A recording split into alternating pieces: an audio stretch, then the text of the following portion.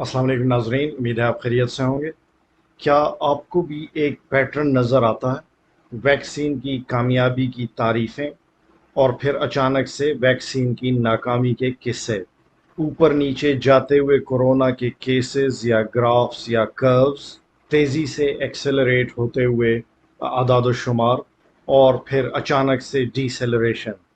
جیسا کہ یو کے میں آپ نے دیکھا کہ ڈیلٹا وائرس سے کیسز بہت تیزی سے اوپر چلے گئے اور پھر اچانک وہ بڑی تیزی سے پلمٹ ہوئے نیچے گرے، اور آپ نے دیکھا کہ پھر یو کے مکمل طور پہ کھول دیا گیا۔ تو آپ کو ضرور ایک پیٹرن نظر آتا ہوگا۔ یہ ایک ایسا پیٹرن ہے جو کہ عام حالات میں نظر نہیں آتا۔ یہ پیٹرن صرف عالمی وباؤں یا پینڈیمکس میں نظر آتا ہے۔ پہلے زمانے کی وبائیں بھی نو ڈاؤٹ بہت خطرناک ہوا کرتی تھیں، فار ایگزامپل 1918 کا جو فلو پینڈیمک تھا، مگر ہسٹری یہ بتاتی ہے کہ وہ پینڈیمک بھی اس پینڈیمک کے مقابلے میں اتنا تیزی سے دنیا کے مختلف ملکوں کی بارڈرز کراس نہیں کر سکا تھا۔ وجہ یہ تھی کہ اس زمانے میں آج جیسے ذرائع آمد و رفت اویلیبل نہیں تھے، اتنے فریکوینٹ ہوائی سفر نہیں ہوا کرتے تھے، نقل و حمل کے جدید ذرائع کی عدم دستیابی کی وجہ سے وبائیں دور دراز ملکوں کی باؤنڈریز یا سرحدیں کراس کرنے سے قاصر تھیں۔ پینڈیمکس میں جو کروز یا گرافز دکھائے جاتے ہیں وہ کچھ اس طرح کے ہوتے ہیں، اور یہ تاریخی طور پہ اسی طرح کے ہوتے تو ہیں۔ آئیے ایک گراف بناتے ہیں، یہ افقی خط، یہ عمودی خط، اور افقی خط پہ وقت یا ٹائم پہ کرو ڈرا کرتے ہیں۔ یہ اکثر آپ نے پینڈیمک کی کروز میں بھی دیکھا ہوگا، یہ کرو اوپر جا رہی ہے، پھر نیچے آ رہی ہے، اور پھر آہستہ آہستہ فلیٹ ہو رہی ہے۔ تو اگر بیماری سے بچاؤ کے لیے اقدامات نہ کیے جائیں تو کرو ایسے اوپر چلی جائے گی، فار ایگزامپل ویکسین نہیں لگی، کوارنٹین نہیں ہوا، یہ سب کچھ۔ اور یہ فلیٹ کیسے ہوتی ہے؟ کہ اگر آپ اقدامات اٹھائیں یہ کرو فلیٹ ہو جائے گی، کورونا کیسز کم ہو جائیں گے۔ یہ اوپر جاتے ہوئے کیسز یہ اب ظاہر ہے وقت کے ساتھ کم ہونا شروع ہو گئے۔ تو یہی کچھ پیٹرن جو ہے پینڈیمکس میں دیکھا جاتا ہے کہ اگر آپ اقدامات اٹھائیں گے تو یہ کروز نیچے آئیں گی، ورنہ یہ اوپر جاتی جائیں گی۔ ایک اور پیٹرن بھی آپ نے دیکھا ہوگا جو اس وبا کے آغاز سے لے کر اب تک نظر آتا ہے۔ اگر آپ یو کے اور امریکہ کو کمپیئر کر لیں تو ترتیب میں کچھ اس طرح آ رہا ہے کہ پہلے یو کے میں کیسز رائز کرتے ہیں، پیک تک پہنچتے ہیں، اور پھر اچانک تیزی سے ڈراپ ہو جاتے ہیں۔ اس کے چند ہفتوں کے بعد امریکہ میں یہی پیٹرن نظر آتا ہے، وہاں پہ ایک بہت شارپ پیک نظر آتی ہے، اور پھر وہاں پہ بھی یہ ڈکلائن کرتی ہے، نیچے آتی ہے۔ تو یہ کسی بھی پینڈیمک کے ٹپیکل پیٹرنز ہیں۔ تو ماڈرن ورلڈ میں میگنیچیوڈ کے اعتبار سے کوئی بھی اتنا بڑا پینڈیمک ہوتا تو آپ کو اسی طرح کی کروز، اسی طرح کے گراف نظر آتے۔ آپ کو پیکس نظر آتی، کیسز پھر سے گرتے ہوئے محسوس ہوتے، کوئی اور ویریئنٹ آتا، اور پھر اس علاقے میں ایک نئے سرے سے اور وبا پھوٹتی، کیسز پھر اوپر جاتے، پھر نیچے گرتے۔ یہ ہیں وہ ویوز، یہ ہیں وہ لہریں جو کسی بھی پینڈیمک میں نظر آتی ہیں۔ عام لوگ اس پریشانی کا، اس الجھن کا شکار ہیں کہ اس پینڈیمک کے فیوچر کو کیسے پریڈکٹ کریں، اور ظاہر ہے لوگوں کے پاس اس کے کوئی کنکریٹ آنسرز نہیں ہیں، اور بے شک غیب کا علم رب تعالیٰ کی ذات جانتی ہے، مگر ہم اگر ماضی کی وباؤں پہ ایک نظر ڈالیں، ان کا تجزیہ کریں، ان کا مطالعہ کریں، ہمیں آج کے اس پینڈیمک کی طرز کی ہنٹس ملتی ہیں۔ ماضی میں ایک بہت بڑے طبی ماہر رہ چکے ہیں، ان کا نام تھا ڈاکٹر ولیم فار۔ یہ ایک غریب آدمی تھے، مگر اپنے طبی علم کی وجہ سے انہوں نے بہت نام کمایا، اور پھر اپنے وقت کے ایک مشہور ایپیڈیمیولوجسٹ بنے۔ انہوں نے اس فیلڈ میں کچھ بہت ہی مشہور زمانہ ماڈلز بنائے کہ ایپیڈیمکس یا وبائیں کیسے آگے بڑھتی ہیں، اور انہوں نے ایک قانون یا لاء بھی بنایا جس کو فارز لاء کہتے ہیں۔ انہوں نے بھی یہی پریڈکٹ کیا کہ آپ کو کسی پینڈیمک یا وبا میں پیکس نظر آتی ہیں، اور پھر وہ پیکس آپ کو نیچے آتی بھی نظر آتی ہیں، کیسز اوپر جاتے ہیں، پھر کم ہو جاتے ہیں، اور یہ سب کچھ ایک میتھمیٹیکل پیٹرن کی طرز پہ ہوتا ہے۔ اچھا، آپ نے بھی غور کیا ہوگا کہ ایک ویو جو دنیا کے مشرق سے چلتی ہے وہ جیسے بھی ہو دنیا کے دوسرے کونے یعنی مغرب تک ضرور پہنچتی ہے۔ دنیا کا کوئی بھی ملک چاہے جتنا زور لگا لے، کسی عالمی وبا میں وہ اس کے اثرات سے نہیں بچ سکتا۔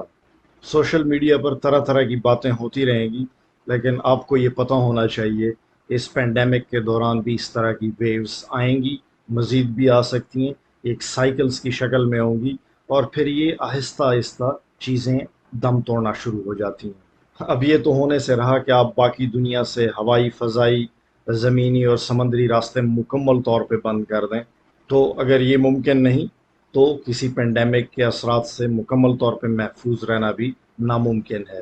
اگر آپ آسٹریلیا اور نیوزی لینڈ کو دیکھیں تو یہ دنیا سے بالکل کٹا ہوا ایک بر اعظم ہے۔ یوں سمجھیے کہ یہ بہت آئسولیٹڈ پلیس ہے باقی دنیا کے مقابلے میں۔ انہوں نے اپنی بارڈرز کتنے مہینے پہلے سے بلاک کی ہوئی ہیں، لیکن اس کے باوجود بھی کسی نہ کسی طرح سے یہ وائرس وہاں پہ انفلٹریٹ کر گیا اور وہاں پہ بھی یہ وبا پہنچ چکی ہے۔ اور پھر اگر یہ وائرس ریسپائریٹری اوریجن کا ہو، یعنی گلے اور سانس کی نالیوں کے تھرو انسانی جسم میں داخل ہوتا ہو، تو ایسے پینڈیمک کو قابو کرنا اور بھی مشکل ہو جاتا ہے۔ دیکھیں، اگر یہ وبا خوراک کے ذریعے یا خون کے ذریعے انسانوں میں منتقل ہوتی تو اس کو کسی نہ کسی طرح سے کنٹین کیا جا سکتا تھا، مگر چونکہ سانس لینے پہ پابندی نہیں عائد کی جا سکتی تو ایسی وبا نے پھر تیزی سے پھیلنا ہی تھا۔ اس وقت اس بحث کی کوئی خاص ضرورت نہیں ہے کہ کیا یہ وائرس قدرتی ہے یا یہ کسی لیب میں تیار کیا گیا۔ اس کا ریزن میں آپ کو بتاتا ہوں، اس سے پہلے کہ آپ مجھ پہ ٹوٹ پڑیں میں آپ کو اس کا ریزن بتا دیتا ہوں کہ میں نے ایسے کیوں کہا۔ دیکھیں، اس وائرس سے لوگوں کو نقصان ہو رہا ہے، لوگ مر رہے ہیں۔ اس حقیقت کو جھٹلانا بھی میری نظر میں کمزور ایمان کی نشانی ہے۔ ہمارا یہ ایمان ہے کہ بیماری اور شفا یہ اللہ کے امر کا نام ہے۔ بیماری بھی اللہ پاک زمین پہ بھیجتے ہیں، اس کی شفا بھی اللہ پاک زمین پہ بھیجتے ہیں۔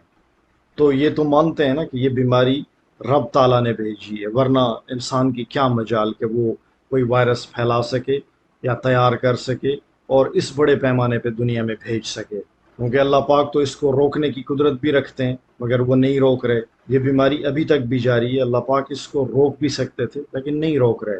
اللہ پاک نے ہی تمام انسانوں کو آزمائش میں ڈالا ہے، تو اس کی نفی کرنا اللہ تعالیٰ کی طاقت اور قدرت کو چیلنج کرنے کے مترادف ہے۔ دیکھیں، ہمارا ایمان ہے کہ اس دنیا میں اللہ کی مرضی کے بغیر کوئی پتا بھی نہیں ہل سکتا، تو یہ تو ایک بہت بڑی وبا ہے جس نے دنیا کے ہر انسان کو کسی نہ کسی درجے میں متاثر ضرور کیا ہے۔ جب وبا پھیل گئی تو ظاہر ویکسین نے آنا تھا، کیونکہ یہ بھی ایک پیٹرن ہے۔ وبائیں جب آتی ہیں اور اتنے بڑے پیمانے پر آتی ہیں تو ویکسین کی فکر میں لوگ لگ جاتے ہیں، اور ظاہر ہے بیماریوں سے فائدے اٹھانے والے، ویکسینز سے فائدے اٹھانے والے بھی دنیا میں موجود ہیں۔ تو یہ وہ حقائق ہیں جن کی طرف میں آپ کی توجہ دلا رہا تھا کہ آپ ویسے ہی خواہ مخواہ کی بحث میں پڑے رہتے ہیں۔ اب یہ سب کچھ ہو چکا ہے، آگے کیا کرنا ہے اس کی فکر کرنی ہے۔ اور جہاں تک میڈیا کی بات ہے، یہ ان کا روزگار ہے۔ جب تک ان کو ایسی خبریں فیڈ ہوتی رہیں گی وہ ان کو اسپائس اپ کر کے آپ کے سامنے پیش کرتے رہیں گے۔ And this is what they think they are suppose to do, and this is what they are paid for to talk. کسی بھی پینڈیمک کے دوران بہت پیچیدہ ڈائنامکس کار فرما ہوتے ہیں اور جن کو روکنا اتنا آسان کام نہیں ہوتا۔ اگر کوئی یہ سوچتا ہے کہ لاک ڈاؤن لگا دیے جائیں تو مکمل طور پہ وائرس ختم ہو جائے گا، نو۔ اگر کوئی یہ سمجھتا ہے کہ ویکسینیشن اچھے طریقے سے ہو جائے تو یہ ختم ہو سکتا ہے، نو۔ یہ ملٹیپل فیکٹرز ہوتے ہیں جو اکٹھے ہو جاتے ہیں، جس میں انوائرمنٹل فیکٹرز بھی شامل ہیں، وقت کے ساتھ وائرس کا ویک ہونا بھی شامل ہے، جو بالآخر لیڈ کرتا ہے کسی پینڈیمک کے اختتام کو۔ پرہجوم شادیاں ہوں گی، سپر سپریڈنگ ایونٹس ہوں گے، اور یہ خیال کیا جائے گا کہ یہ وائرس تھم جائے، مشکل ہے۔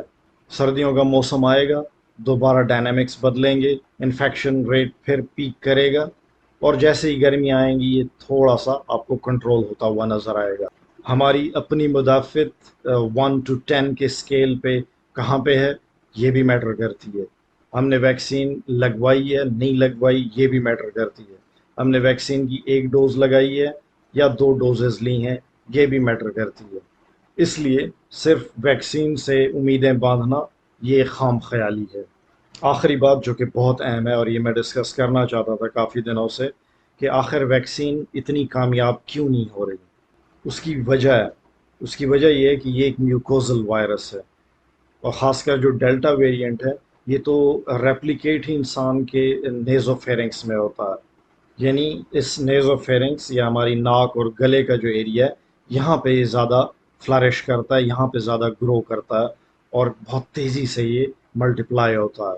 جبکہ ہم جو ویکسین استعمال کر رہے ہیں وہ ہمارے خون میں بالآخر پہنچتی ہے، اور اینٹی باڈیز وہ پہرے دار جو اس وائرس کو ٹھکانے لگانے پر مامور ہیں وہ خون کے اندر موجود ہیں، جبکہ وائرس یہاں بیٹھا ہوا ہے جو تقسیم در تقسیم ہو رہا ہے۔ تو ایسے انفیکشن کی صورت میں جو کہ ریسپائریٹری اوریجن کا ہو 100% ایفیکیسی اچیو کرنا آلموسٹ ناممکن ہے۔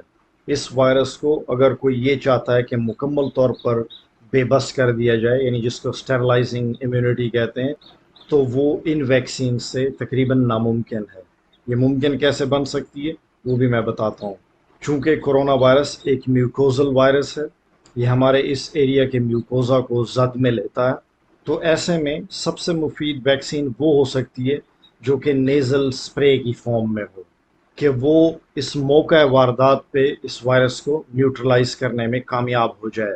ایسی ویکسینز دراصل IgA میڈیٹڈ امیونٹی پروڈیوس کریں گی، اور آپ کی دلچسپی کے لیے عرض کیے دیتا ہوں کہ ایسی ویکسینز اس وقت ہیومن ٹرائلز میں، اینیملز پہ اس کے ٹرائلز مکمل ہو چکے ہیں، اور انہوں نے بیسکلی ایسٹرازینیکا کی ویکسین کو تھوڑا سا موڈیفائی کر کے اسپرے کی شکل میں انسانوں پہ اب اپلائی کرنا شروع کر دیے، اور اس کے انتہائی اچھے ریزلٹس بھی سامنے آ رہے ہیں۔